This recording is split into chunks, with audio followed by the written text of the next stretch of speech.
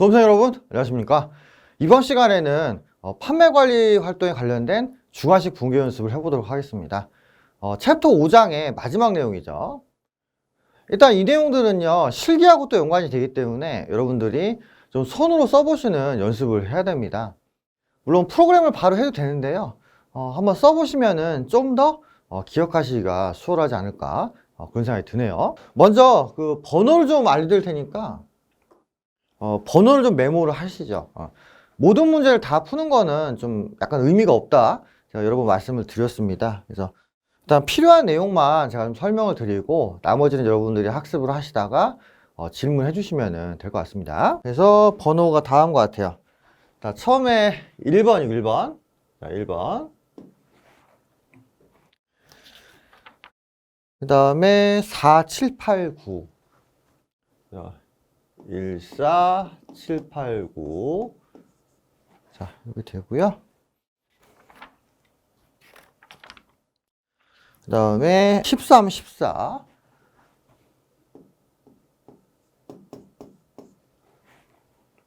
이렇게 되고, 그 다음에 23, 28, 31. 23, 28, 31. 이렇게 되고요. 그 다음에 36, 41.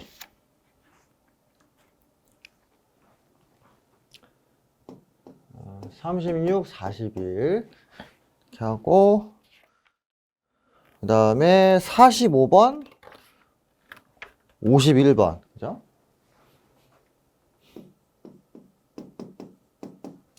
이렇게 해주시고, 그 다음에 60, 62, 63.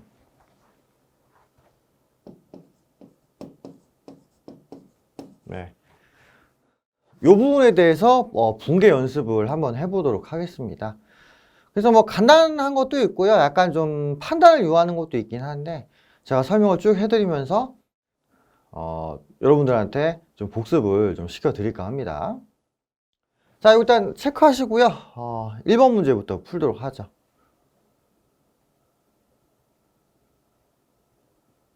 예, 다 체크하셨죠? 자, 1번 보겠습니다. 주관식 붕괴 연습 처음에 뭐 주의사항이 있는데요. 크게 의미 있는 내용은 아니에요. 일단 저희가 아직 부가세에 대해서는 학습을 안 하기 때문에 부가세 부분은 고려하지 말고요. 그 다음에 해당 비용들이 판관비냐 제조원가냐 이 구분을 좀 하지 말라 이거죠. 그냥 단순히 이제 계정이 뭐냐 이걸 좀 보는 거고요. 다만 이제 계정 자체가 판관비와 제조원가로 분리가 된 게 있습니다. 그래서 그건 좀 봐야 될 거고요. 그 다음에 이제 거래처가 어딘지까지는 신경 쓰지 말라 이겁니다. 왜 이렇게 해놨냐면은 프로그램에 해당 내용을 입력을 할 때 이걸 다 고려해야 되거든요. 예. 근데 아직은 이론 수업을 하는 거기 때문에 그런 것까지 미리 고려하게 되면은 좀 힘들어요. 학습하시기가 좀 힘들다고요. 그래서 일단 여기서는 계정에 대해서만 정확히 좀 보고요. 그 다음에 구체적인 어떤 추가 사항들이 있죠.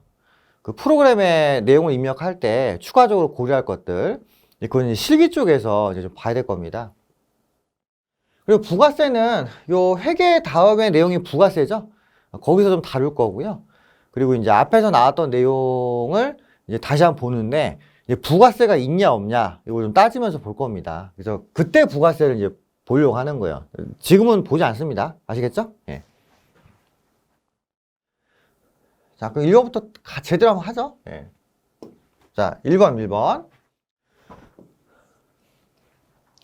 자, 9월 30일 다음과 같이 산출된 급여를 보통예금에서 이체를 하였다. 이렇게 돼 있죠. 보시면은 내용이 되게 많아요. 일반적으로 전산액 1급에서는 급여 붕괴할 때 이렇게 디테일하게 내용을 주는 경우가 있습니다. 또 그때 어떤 걸 입력해야 될지 또 고민할 수 있는데 그럴 필요는 없다는 거죠. 자, 보시면 관리직에 대해서 총 급여가 280이고요. 생산직에 대해서 총 급여가 360입니다. 그죠? 요 부분을 차변에 입력을 하시면 돼요. 그러니까 직원의 노동력을 받은 거는 차변에 입력하시면 되죠. 그죠? 그래서 자, 분계를 어디쯤 적을까? 여기쯤 적죠, 여기죠. 그래서 차변에 급여 280만 원 하고요.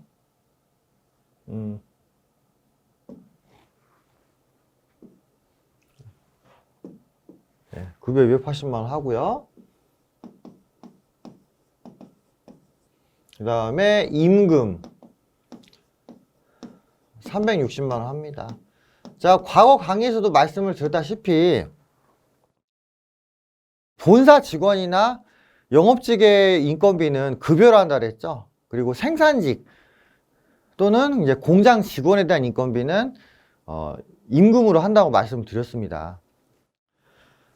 그래서 급여와 임금을 혼동하시면 안 되고요. 그래서 관리직은 급여, 생산직은 임금 해가지고 차변에 그 인건비 내역을 쓰면 되고요. 그 다음에 대변에 그 원천징수 된 부분하고 나머지 지급액에 대해서 이제 쓰시면 되는데, 일단 보시면은 직원한테 원천징수한 게 소득세, 주민세, 국민연금, 건강보험, 고용보험이 5가지잖아요. 그죠? 근데 이걸 다 나눠서 하지는 않죠. 예, 보통은 이제 합쳐서 하는데, 예수금을 쓸 때는 관리직이나 생산직을 또 나누지 않습니다. 따라서 합계해서 요 공제액 총액 있죠? 요것만 쓰시면 돼요. 요것만. 이걸 다 일일이 계산하는 거는 약간 시간을 좀 소모시키는 행위다. 좀 불필요한 행위다. 이렇게 기억해 주시고요. 그래서 이런 표가 나왔을 때는요, 합계만 찾아서 분계하시면 됩니다. 그래서 원천징수 총액이 850520이죠. 이 부분에 대해서는 국가의 납부에 대한 의무가 있으니까 그때 예수금이라는 계정을 쓰고 850520 이렇게 쓰시면 되죠. 그리고 나머지 잔액에 대해서 보통예금으로 직원한테 송금을 해줬으니까 나머지 금액 대변에 보통예금 하시고 주는 거니까요. 자, 나머지 금액이 얼마예요?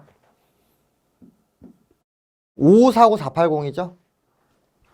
그래서 보통예금 5549,480 이렇게 하시면 됩니다. 그래서 첫 번째 분계는 이렇게 하시면 되고요. 표가 나왔을 때 당황하지 마세요. 인건비 총액 계산하시고요. 확인하시고 그 다음에 원천징수된 내용만 찾으면은 나머지 잔액이 얼마인지는 금방 확인이 되는 거죠.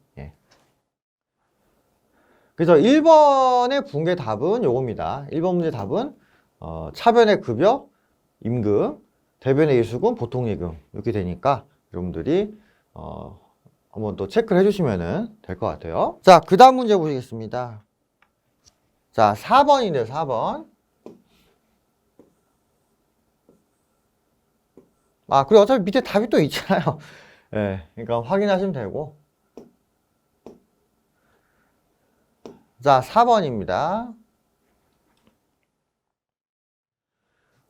8월 31일 공장 근로자 급여 관련해가지고 원천징수 했대요. 그러면은 8월 말 현재 예수금 회계 처리가 있었겠죠. 대변의 예수금 이렇게 되어 있을 거란 말이죠. 그 상황에서 국민연금하고 근로소득세, 지방소득세를 현금으로 납부하였다. 이렇게 되어 있단 말이죠. 일단은 예수금을 현금으로 납부했고요. 그와 더불어서 회사 부담분 국민연금까지 납부를 했단 말이에요. 자, 이런 경우에 이제 회계 처리가 어떻게 되냐 이거죠.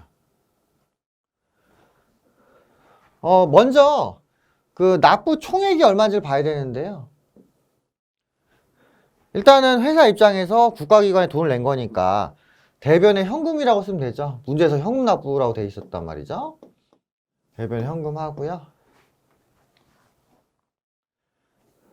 그리고 보시면은 국민연금 총 납부액이 32만 4천 원이고 근로소득세, 지방소득세 해가지고 22만 원이란 말이에요. 그럼 요거 3개를 더하면은 총 납부액이 얼마예요? 54만 4천 원이죠. 대변의 현금 54만 4천 원 이렇게 해주시고요. 그리고 기존에 원천직수했던 예수금이 있었겠죠, 그죠? 예수금은 그 대변에 기재를 하는 항목이란 말이에요. 그게 없어지면은 차변 항목에 기재가 되겠죠, 그죠? 차변에 예수금을 하고요. 일단 근로자한테 원천징수한 금액이 얼마인지를 봅니다. 그래서 근로자 부담분 16만 2천 원. 그 다음에 근로소득세 20만 원, 지방소득세 2만 원 이렇게 돼 있단 말이에요. 그러면 16만 2천 원에 22만 원을 더하면은 38만 4천 원이죠, 그죠? 예. 차변에 38만 4천 원이고요. 나머지 38만 2천 원이구나. 그죠? 38만 2천 원입니다.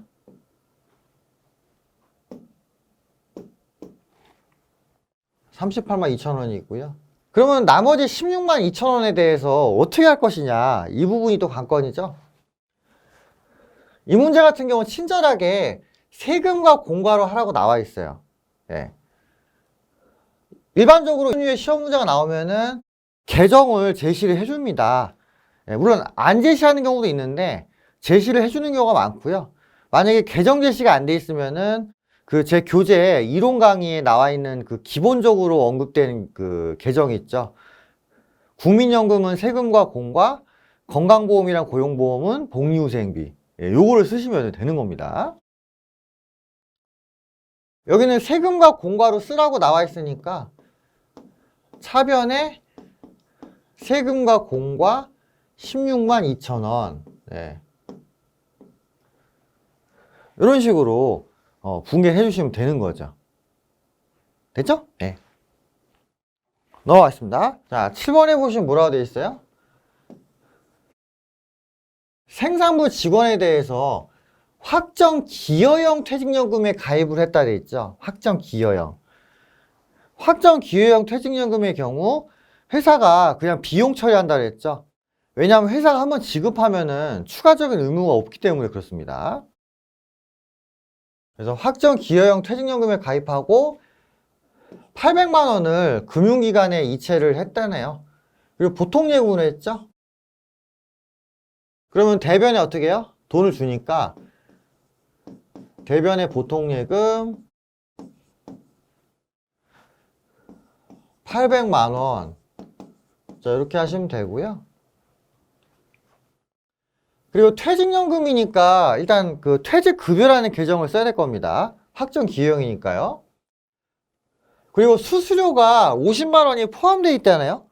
그러면은 수수료를 제외한 순퇴직급여는 얼마가 되겠어요? 그요 750이 되죠. 이걸 주의하셔야 됩니다. 따라서 퇴직급여 750만 원, 그죠? 이렇게 하고 그 다음에 수수료 비용 50만 원. 예. 이런 식으로 회계 처리해 주면 되겠네요. 다 보시면 여기 나오죠? 네. 8번인데요. 회사가 전 임직원 퇴직금 지급 보장을 위해서 확정급여형에 가입해요. 확정급여형. 확정급여형에 가입을 한 경우는 퇴직연금 운용자산 계정을 쓴다고 그랬죠? 그리고 보통예금에서 납부를 했습니다. 그럼 회사가 그 금융기관에다가 500만 원 준 거죠. 네. 그래서 대변에 보통예금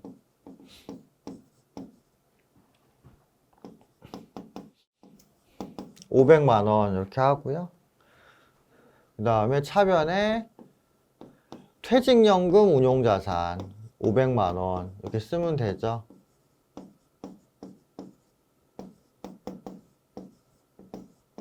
네. 이렇게 회계 처리하시면 되겠다. 퇴직연금 문제가 가면 갈수록 많이 나오니까 좀 주의를 해주시기 바랍니다. 그 다음에 9번인데요. 신상용 대리가 퇴직을 해서 퇴직금을 지급을 했다고 합니다. 그리고 퇴직 직전에 퇴직급여 충당부채 잔액은 300만 원이다. 이렇게 돼 있죠. 일단은 내부적으로 퇴직금을 지급하는 경우에 퇴직급여 충당부채를 일단 지급액하고 이게 상계를 해놓은 상계. 근데 퇴직급여 충당부채 금액이 모자르면은 이제 퇴직급여로 회계 처리한다고 이야기 드린 바 있죠. 자, 그러면은 붕괴하면 다 한 것 같습니다. 원래 퇴직급여 충당부채는 대변이잖아요. 근데 그게 없어지니까 차변에 퇴직급여 충당부채 이렇게 쓰고요. 그리고 기존의 잔액은 300만 원이라고 되어 있죠. 그래서 300만 원 이렇게 쓰고요.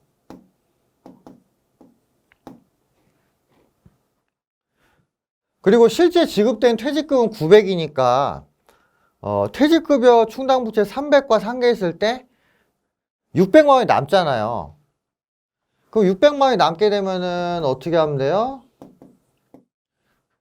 이 금액을 퇴직급여 이렇게 처리한다고 그랬죠.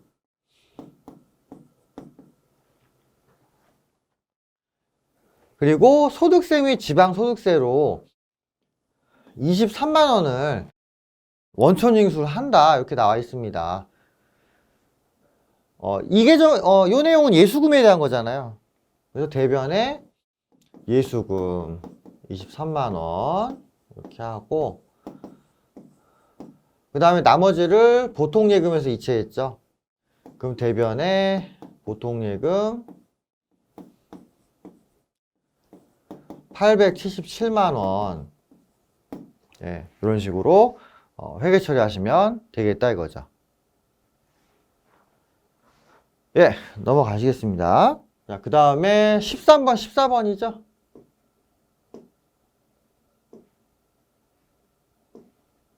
자, 13번, 14번인데요. 공장 근로자들에게 추석 선물을 주기 위해서 참치 선물 세트를 받았고요. 전자세금 계산서를 발급받았다고 합니다. 나중에 부가세 보시면 아실 건데 회사가 거래하면요 기본적으로 세금 계산서라는 거를 수수를 해야 됩니다. 예. 그래서 좀 이렇게 추가 내용 한 거고요. 대신에 부가세는 고려하지 않는다고 문제 첨부해서 얘기를 드렸기 때문에 부가세는 그냥 빼고요. 순 비용만 좀 계산을 해보죠. 그래서 대금은 현금으로 지급하였다 이렇게 돼 있죠. 그럼 돈 줬으니까 대변의 현금 550만 원 이렇게 하고요. 그리고 근로자들한테 선물 세트를 준 거란 말이에요. 그죠? 이때 어떤 계정을 쓰면 좋죠? 그죠? 복리후생비를 쓰면 복리후생비. 그래서 차변에 복리후생비 이렇게 쓰면 됩니다. 그래서 여러분들이 그 5장 이론을 공부하시면서 어떨 때 어떤 비용 계정을 쓰는지를 좀 기억을 하셔야 돼요. 이 챕터 5장이 어려운 이유는 항목이 많아서요. 항목이 많아서. 보시면 아시겠지만은 판매관리비 항목이 최소한 10개 이상은 되잖아요. 그죠? 그럼 여러분들이 열심히 암기하셔가지고 문제를 풀어야죠. 예. 이건 단순 암기이기 때문에 제가 어떻게 논리적으로 설명을 할 수는 없습니다. 예. 그래서 13번의 답은 차변의 복리후생비, 대변의 현금하면 되고요.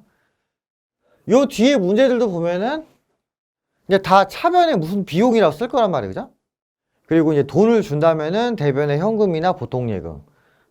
돈을 나중에 지급하기로 했다면은 미지급금. 이렇게 쓰시면 되는 거죠. 자, 그 다음에 14번. 자, 14번 보시면, 축하 화환을 회사가 샀다고 그랬죠? 생산직 사원 결혼식에, 준다고 합니다. 그러면은, 그, 경조사와 연관이 있으니까, 복리후생비가 되죠? 그래서 차변에 복리후생비 10만 원 이렇게 하고요. 그다음에 돈은 나중에 주기로 했으니까 보통예금 돈은 그 보통예금에서 주는 걸로 했으니까 대변의 보통예금 이렇게 합니다. 예, 제가 말 잘못했어요. 돈을 나중에 주는 게 아니고 그 보통예금에서 즉시 이체를 해줬죠. 예. 그래서 14번의 답은 차변의 복리후생비, 대변의 보통예금 이렇게 됩니다. 자, 그 다음에 23번 보실게요. 자, 23번인데요.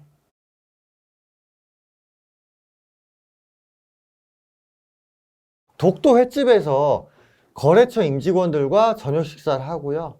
식사대를 법인카드로 결제하였다. 이렇게 나와 있죠. 일단은 식사를 한 건데 누구랑 했어요? 거래처 임직원들이랑 했어요. 그럼 이런 경우에 사용되는 계정은 뭐죠? 접대비죠. 그리고 카드로 결제했습니다. 카드로 결제하거나 외상으로 결제를 했을 때 해당 내역이 판관비하고 연관되어 있으면은 미지급금으로 한다고 말씀드렸죠. 그죠? 예. 그래서 차변의 접대비 23만 5천 원 이렇게 하고요. 그 대변에 미지급금 23만 5천 원. 네, 이런 식으로 회계 처리하시면 되겠습니다. 그 다음에 28번 보실까요? 자, 28번인데요.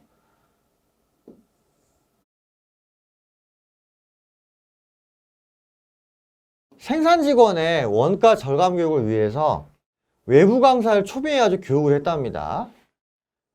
교육이니까요. 이때 사용되는 판관비 계정은 교육훈련비가 되겠죠. 그럼 차변에 교육훈련비 이렇게 하고요.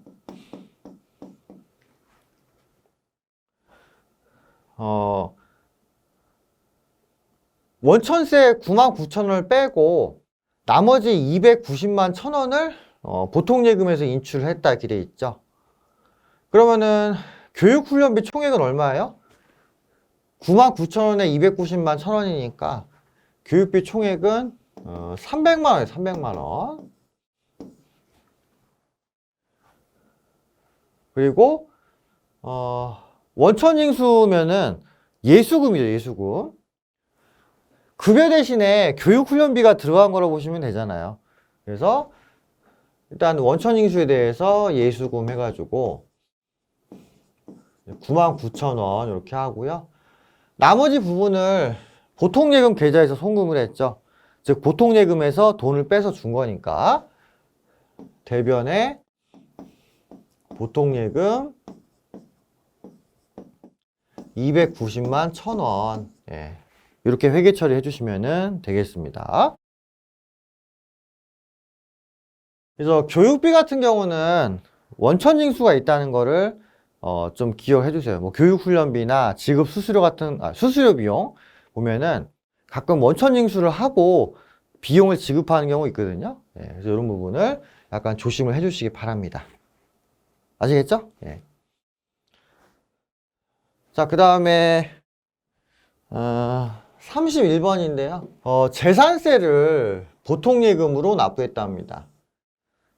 정확하게 하려면은 그 제조원가 재산세, 그 다음에 판매관리비 재산세를 나눠서 회계 처리하는 게 맞아요. 실기에서는 그렇게 하는데 일단 우리는 계정 명칭을 제대로 아는 게 중요하니까 제조원가하고 판관비 여부를 구분하지 않습니다. 예. 그냥 다 합쳐서 할게요. 자, 재산세면은 무슨 계정으로 해야 되죠? 그죠? 세금과 공과로 해야 되죠. 차변에 세금과 공과 또는 세금과 공과금 이렇게 됩니다. 요거 두 개 더하면은 392만 원이죠. 네, 392만 원 되고요.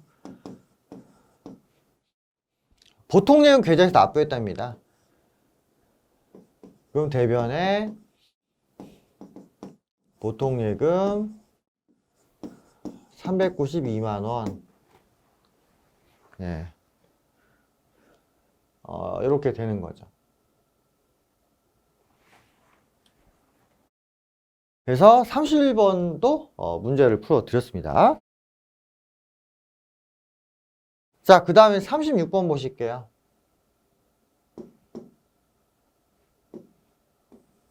자, 36번인데요. 공장 부문에서 사용할 기계 운영 매뉴얼 교재를 구입을 하고요. 요 구입대금을 보통예금에서 이체를 했다. 이렇게 나와 있습니다. 자, 책을 샀어요. 그럼 뭐겠어요? 도서인쇄비죠. 그래서 차변에 도서인쇄비. 자, 15만 원 이렇게 하시고, 그 다음에 대변에 보통예금 15만 원. 예, 이렇게 회계 처리해 주시면 되겠습니다. 보시면 아시겠지만 뭐 대표적인 계정 위주로 제가 한번 설명을 드리고 있죠. 나머지 애들도 거의 내용이 엇비슷하니까 여러분들이 연습을 해보시고요. 뭐 너무 똑같이 겹치면은 몇 개 정도는 패스하셔도 돼요. 그러니까 감을 잡으시라는 얘기지 토시 하나 안 틀리고 다 보시라는 의미는 아닙니다. 예. 근데 이제 강의하는 입장에서는 혹시 모르니까 좀 보수적으로 접근을 하는데, 일단 여러분들이 학습하실 때는 이제 70점 이상만 맞으면 되니까, 정확히 따지면 78점 이상 맞춰야 되죠. 어쨌든 커트라인 70점이니까 너무 이렇게 무리하게 하실 필요는 없다는 거예요. 예. 그래서 제가 이제 띄엄띄엄 얘기를 해드리고 있죠. 예. 그래서 한번 체크를 해주시면 되고요. 자, 그 다음에 41번입니다.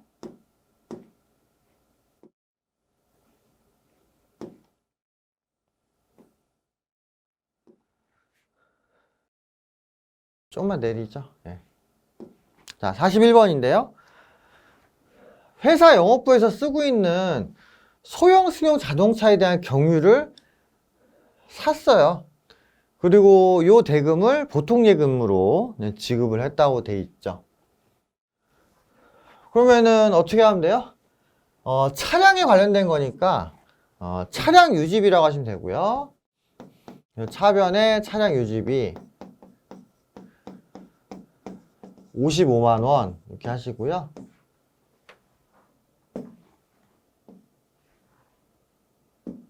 $55만. 그리고 보통예금에서 돈 이체해줬으니까 대변에 보통예금 55만 원. 예. 이렇게 하면 되겠죠, 그죠? 자, 그 다음에 45번 보시면 45번.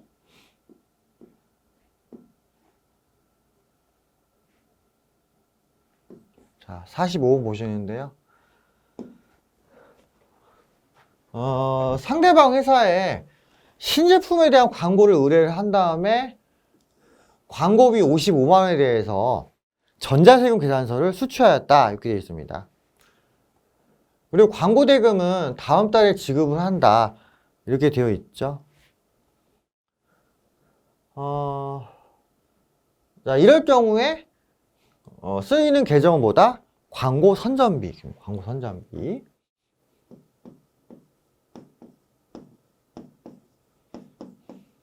얼마죠? 55만 원이고요. 광고 대금은 다음 달에 지급한다고 했으니까 대변에 미지급금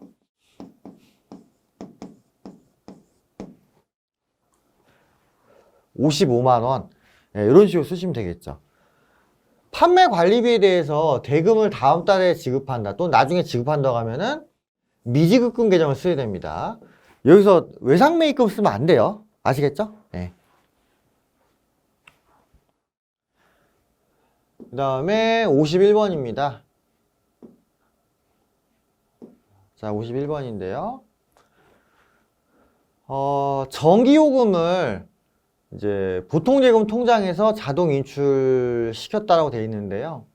이 문제 같은 경우는 본사분하고 공장분에 대한 전기요금 계정을 구분해야 됩니다. 왜냐하면 이거는 회계 프로그램 자체에 아예 다르게 돼 있어요. 인건비 같은 경우도 그 영업직에 대해서는 급여, 생산직에 대해서는 임금 이렇게 돼 있잖아요. 얘도 그런 식으로 돼 있다고요. 그래서 본사에 대한 전기료는 어떻게 처리하냐면은 수도 광열비라고 합니다. 차변에 수도 광열비 하고요. 공장에 대한 전기료는 전력비 이렇게 이렇게 합니다. 그래서 40만 원 이렇게 쓰고요. 시험에서 이거 구분 못하면 틀려요. 예. 물론 지금은 연습이니까 상관이 없는데 실전에서는 구분하셔야 됩니다. 그 부분은 실기에서 다뤄지고 있죠. 그리고 보통예금 통장에서 인출됐으니까 대변에 보통예금 80만 원, 예, 이런 식으로 회계 처리하시면 됩니다. 자, 60번이죠? 불우이웃을 돕기 위해서 성금을 냈다고 되어 있죠? 불우이웃 돕기에 관련된 성금은 기부금 계정을 써서 처리하면 되겠죠? 대변에 기부금 해가지고 300만 원 이렇게 하시고 대변에 현금 300만 원, 네, 이렇게 해주시면 되겠습니다. 그죠? 돈 주는 거잖아요. 자, 그 다음에 62원 보실게요.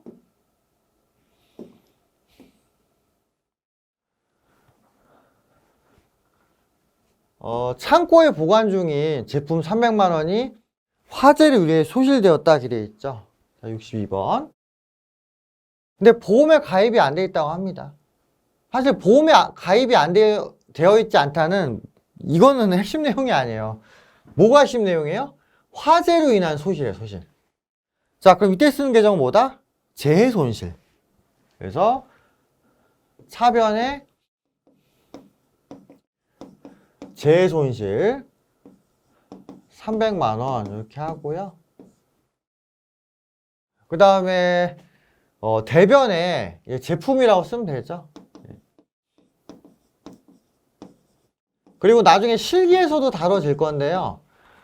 프로그램에 이런 내용을 입력할 때는 이 제품에 대해서 적요 8번을 입력합니다. 적요 8번. 제품이 사용됐는데 이거는 팔린 게 아니잖아요. 불에 타 없어진 거잖아요. 그럼 매출원가가 아니라 다른 계정으로 대체가 되겠죠. 그때 이제 적요 8번이라는 계정을 씁니다. 근데 이 내용은 뭐 실기에서 다뤄질 예정이고요. 일단은 뭐 저런 게 있구나라고 그냥 보시고 지나가면 됩니다. 자, 그 다음에 63번인데요.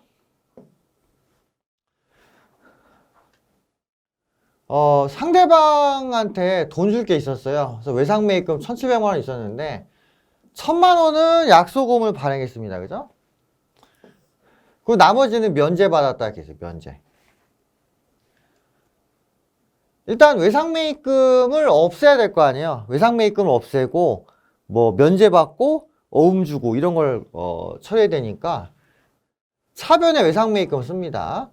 외상매입금이 없어지면 차변이잖아요. 차변에 외상매입금 1,700만 원 이렇게 하시고요. 그 다음에 어음을 발행해 줬죠. 예, 지급어음입니다. 지급어음. 자, 1,000만 원 이렇게 되고 그 다음에 나머지는 면제받았죠. 이때 쓰는 계정이 뭐? 채무면제의. 왜 얘가 대변으로 가죠? 대변 금액이 B잖아요, 지금. 예. 외상매입금이 1,700이 날아갔는데 그거에 대응되는 금액은 1,000만 원이니까 면제받은 금액은 대변으로 가야 되죠. 대차평균의 원리에 따른 거죠. 그래서 빚을 면제받은 경우 쓰는 계정이 뭐다? 채무면제이익이다. 이렇게 이해해 주시면 될 것 같습니다. 자, 이렇게 해서 5장의 주관식 붕괴 연습을 다 학습을 했습니다. 그래서 대표적인 거 몇 개 회계처를 해드렸고요. 다른 판관비 항목들도 해보시는데 비용 항목은 다 차변이잖아요. 차변에 쓰면 되고 이제 어떨 때 무슨 계정을 쓰느냐 이게 중요하겠죠. 예. 그리고 이제 대금 지급을 할 때 만약에 외상으로 하거나 카드 결제하는 경우에는 이제 미지급금을 쓴다. 요것만 주의하시면 이제 5장 내용은 거의 소화가 되는 것이죠. 예. 그럼 여기까지 하고 마치겠습니다. 수고하셨습니다.